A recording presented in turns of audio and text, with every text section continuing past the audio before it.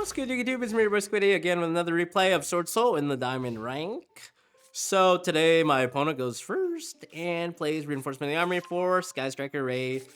I guess let's go first build. He goes Ray into Shizu. There's an argument for using Ray in the end phaser to make this, so I can't Baylor. But I guess he could also play around Gamma by doing this, which is also a card, so yeah, it's alright, I guess.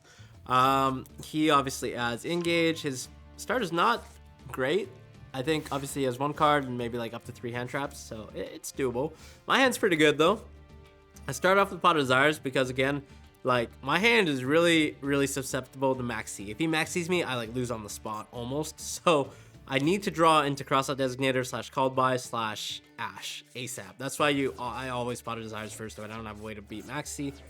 Banish some random cards. He does have an Ash, which kind of is alright. Like, it doesn't really hurt. My hand is already, like, chock full of fodder to play through his board. But a Maxi here would be backbreaking, and I'd be forced to pass, which he does end up having. So that was just great. Ash Maxi.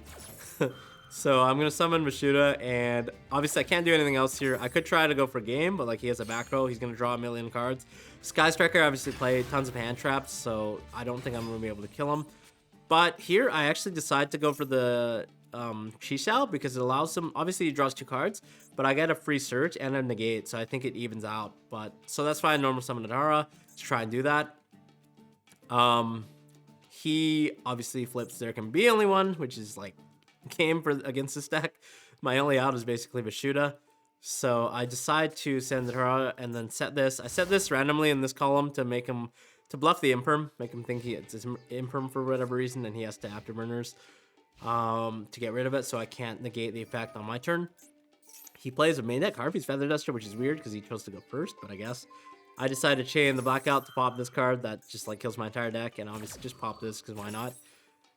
So that happens, and then he gets Ray back. Obviously, there's nothing I can do.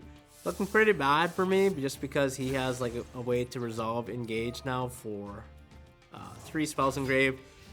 All he has to do is make Hayate. He does a pretty bold risk. Again, like if I have Gamma and he's doing this and using Battle Phase Ray, like he just gets super punished. I would probably just play safe and just made Hayate. But then he just makes Shizu, which is really weird. I don't know if maybe like new to the deck, which is weird because he's in Diamond, but again, the skill cap in this game does not seem to be very high. Like, he literally could have made Hayate, dumped another spell, and then would have had 3 spells, played Engage, drawn a card.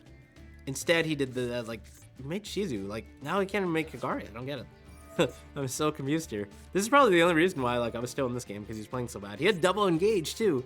Like, he could have drawn, like, a billion cards. He could have drawn 3 cards with Kagari. Don't know why he didn't do that. Just adds Widow, and then he resets the Engage. Like, this is just, like, not good. This is like very bad. Yeah,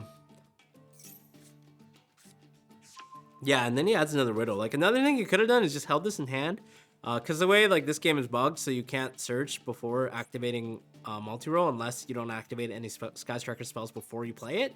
He could have just engaged and then played this and then searched Widow and then activated Widow in the end phase and then reset it, so he had a double Widow. But now I just know he has 1 Widow and then 2 in engage and then another Widow in hand and 2 unknowns. So I'm like, yeah, it doesn't matter if he has Maxi or hand traps. I just have to go for game now because like I lose otherwise. Luckily, he doesn't have Maxi, which I was surprised about. So yeah, barring other hand traps, we just have to like go and try and do something here.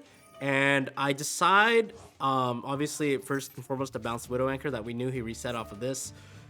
And then I'm thinking like, I think I just want to go for game because I don't like, if he has Nibiru, sure, I lose.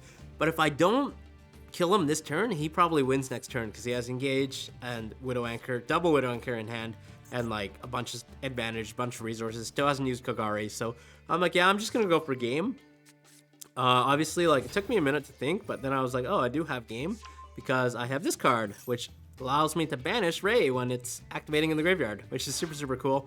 So I decided to go ahead and make that, and then with the effect of Long Yawn, it actually puts him at 68, obviously, so you can just do that math really quick in your head. 6,800 because they take 12, so I can actually just make Baron and then just pop his monster, and I actually ended up drawing Callback Grave, which is just like double duty against Draco Berserker. Obviously Nibiru I just scoop on the spot, but I was like, if I don't kill him on this turn, I was scooping anyways, so I just went for it.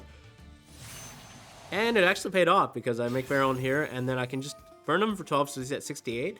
And I just pop this, and then because if he tries to use Ray, I can just chain Draco Berserkers to banish it. So this is just game. It's just 7k on board. If this is Chi-Shao, it'd be 68. So fun fact, Baron plus Monk plus Chi-Shao using a Long Yawn is exact 8k. And yeah, that's about it. If you guys like this, subscribe and leave a comment. I'll make some more replays. Ciao.